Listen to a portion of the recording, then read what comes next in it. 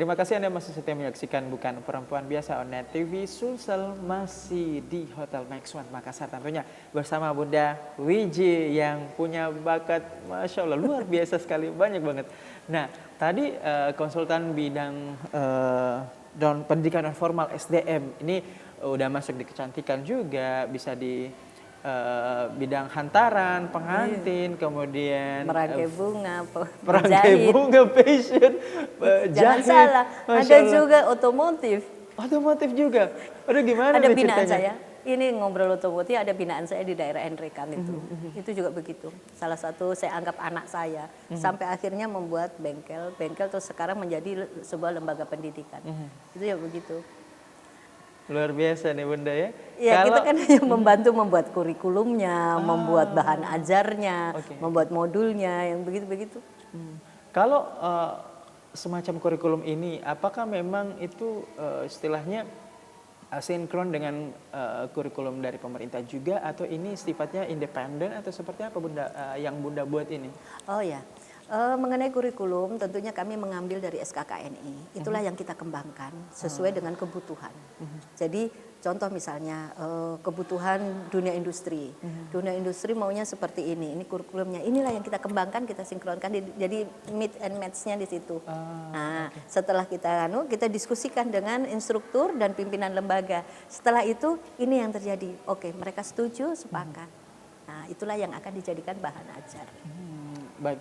Nah, berbicara mengenai apa yang Bunda udah capai ini dari dulu sampai hari ini, kalau boleh tahu organisasi atau komunitas apa aja nih yang udah pernah Bunda lalui atau join di situ, atau mungkin sampai hari ini masih aktif, itu apa aja nih Bunda? Kalau organisasi banyak sekali ya.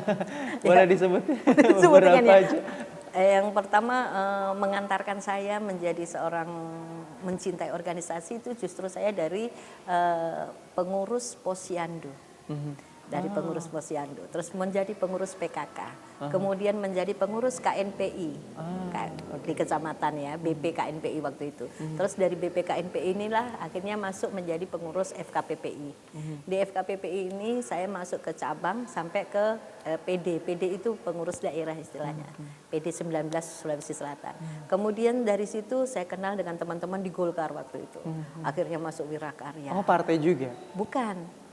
Itu organisasi binaan semua di Golkar. Jadi ada Wirakarya, ada Kosgoro ya waktu itu. Nah, saya masuk ke Wirakarya.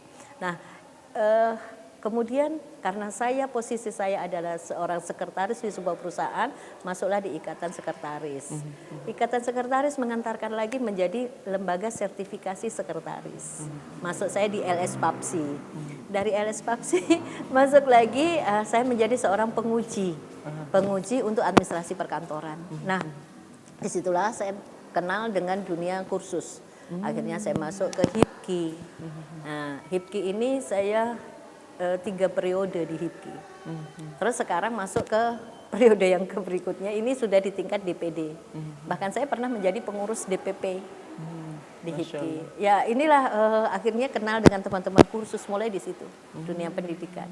Jadi kalau bicara organisasi, akhirnya banyak sekali. Bahkan pernah juga organisasi yang saya masuki yang di situ perempuannya hanya saya sendiri.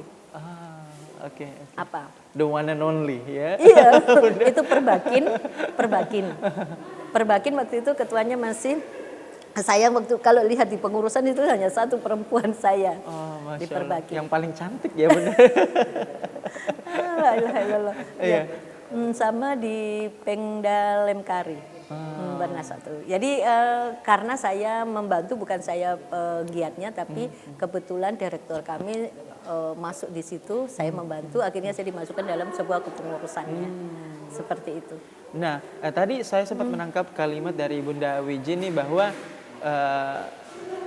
bisa dikatakan bahwa cikal bakal bertemunya Bunda Wiji ini bertemu dengan lebih banyak orang ini dari menjadi seorang penguji. Ya, seperti itu. Itu boleh diceritakan nggak saat itu menjadi seorang penguji, suka dukanya apa? Namun kita tahan dulu. Kita akan lanjutkan usai jeda berikut ini. Tetaplah bersama kami di Net TV Sulsel TV masa kini.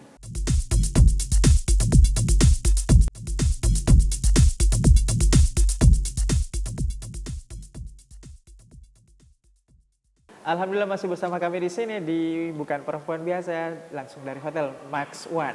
Nah, kita langsung saja nih ke Bunda Wiji. Masih banyak banget nih yang pengen diulik. Waduh, Masya Allah. Nah, tadi nih di pertanyaan saya nih yang tadi ini kita lanjutkan. Puncaknya cikal bakal dari ketemunya Bunda Wiji ini dengan semua orang karena jadi penguji, ya. Itu boleh dijelasin nggak saat itu kok bisa sampai jadi penguji dan apa sih suka dukanya, Bunda? Oh iya. Penguji berawal dari saya pendidik dulu ya. Tidak bisa menjadi penguji kalau tidak jadi pendidik dulu. Jadi waktu itu saya jadi pendidik khusus untuk sekretaris dan administrasi perkantoran. Itu berangkatnya waktu itu saya jadi sekretaris sebuah perusahaan, diminta mengisi materi. Jadi SMK itu kerjasama dengan Dudi. Kebetulan saya dari Dudi, saya memberikan materi, saya mengajarkan bagaimana sekretaris sehari-harinya dan apa yang harus dilakukan seorang sekretaris. Itulah akhirnya berangkat dari situ, saya ujian, terbitlah sertifikat sebagai penguji. Nah, karena ada terbit sertifikat penguji, inilah saya menguji ke SMK-SMK keliling. Se-Sulawesi Selatan, bahkan Sulbar.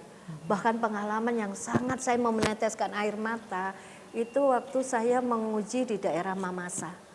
Sulbar ya sekarang ya, Bunda. Salah satu SMK, saya waktu itu ya masih ya 10 tahun yang lalu ya, kan waktu itu.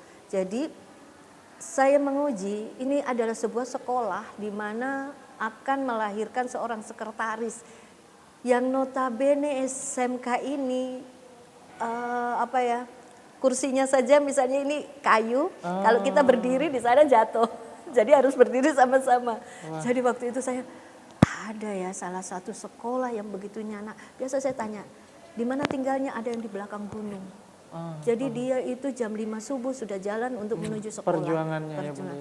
Nah, itu salah satu SMK di Mamasa. Mudah-mudahan sekarang sudah berkembang menjadi lebih baik lagi karena anak-anaknya cukup cerdas. Waktu kami menguji ke sana dan saya menguji tidak sendiri, ada beberapa teman tim.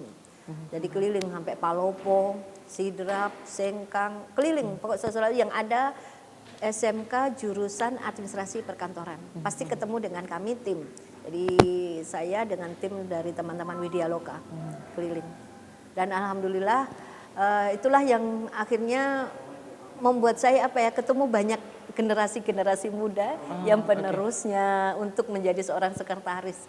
Jadi saya kadang menyampaikan untuk menjadi seorang sekretaris tidak hanya sekretaris saja, kamu harus multi talenta. Karena saya itu bercerita seorang saya karena seorang sekretaris. Sekretaris tidak hanya menjadi di belakang meja untuk mencatat dan lain sebagainya, tidak. Bahkan saya harus menyampaikan ke mereka bahwa sekretaris harus lebih pintar dari bosnya. Betul. Itu direktur tinggal paraf. Paraf menyetujui. Bunda emang suka bener. Emang suka bener, Bunda. Iya, jadi kitalah yang membuatnya. Jadi saya selalu mengatakan, kamu harus lebih cerdas, kamu harus lebih pintar, kamu harus lebih banyak wawasan. Karena direktur itu menerima masukan dari kamu. Betul. Pemirsa, pengalaman mengajarkan kita segalanya. Kita belajar dari Bunda Wiji banyak banget hal-hal yang beliau sudah lalui. Dan sedikit banyaknya, bukan sedikit banyaknya lagi nih pemirsa, ini banyak banget. Salah satu keaktifan beliau ini juga di salah satu dari sekian banyak nih di BPSK atau Badan Penyelesaian Konsumen. Itu apa sih, Bunda? BPSK itu apa sih dan itu ranah apa? Kayak gimana tuh, Bunda? Bisa dijelaskan ke pemirsa? Memang saya salah satu majelis di BPSK. Jadi di BPSK itu ada 9 majelis ya. Saya adalah salah satunya. Badan Penyelesaian Sengketa Konsumen ini mengimplementasikan untuk Undang-Undang Perlindungan Konsumen.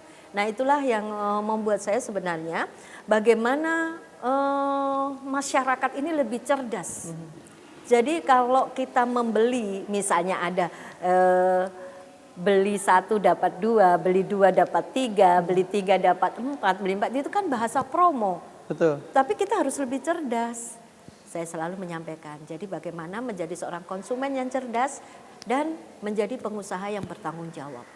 Itulah kami dengan teman-teman di BPSK selalu menyampaikan itu. Dan ini kegiatannya adalah kita ada sidang, jadi bila adik katakan ada masalah, antara konsumen dan pelaku usaha. Lapornya kemana? Lapornya ke BPSK. BPSK lah yang akan mengundang mereka, para pihak untuk duduk bersama mencarikan win-win solution. Jadi bukan ke polisi, karena ini bukan pidana. Begitu. Nah, inilah kita undang, kantornya ada di kantor Deperindak di Rapocini kalau Makassar. Ya, kita tahan dulu Bunda. Ini semakin asik ya, namun kita semakin dekat nih pemirsa. Ya, kita akan kembali usaha jeda berikut ini, tetaplah bersama kami di Bukan Perempuan Biasa, hanya di TV Sulsel, TV masa kini.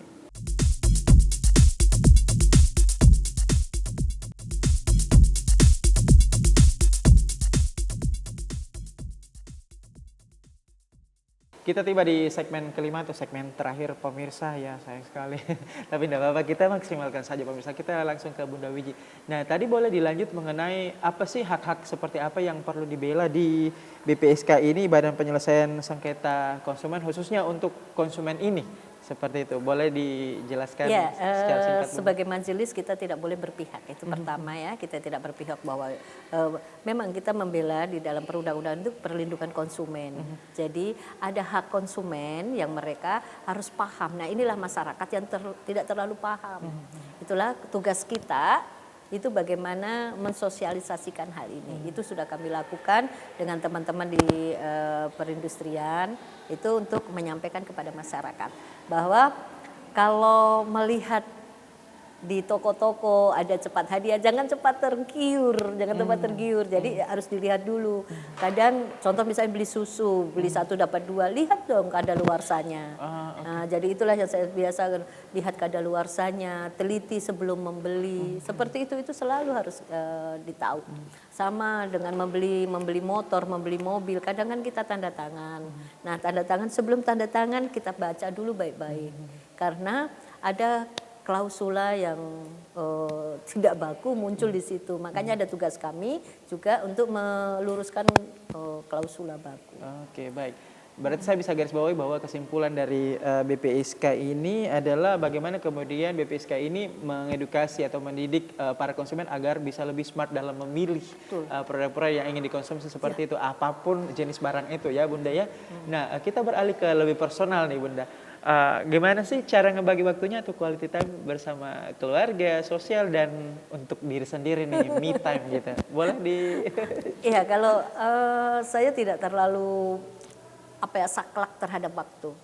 Jadi anytime ada waktu saya harus memanfaatkan waktu, jangan sampai itu waktu kosong saya tidak melakukan apapun. Itu selalu ada di kepala saya. Begitu bangun tidur apa ya yang harus, ini sudah terencana. Biasa bangun saya buka, ya yang ulang tahun saya ucapkan selamat, yang apa, pokoknya harus ada progres, dapat amal biar bangun tidur apalagi. Nah, setelah itu saya membuat renungan pagi, selalu itu harapan saya. Terus saya buat, kemudian saya share ke teman-teman, ya doa apa, setelah itu baru aktivitas apa yang harus saya selesaikan hari ini.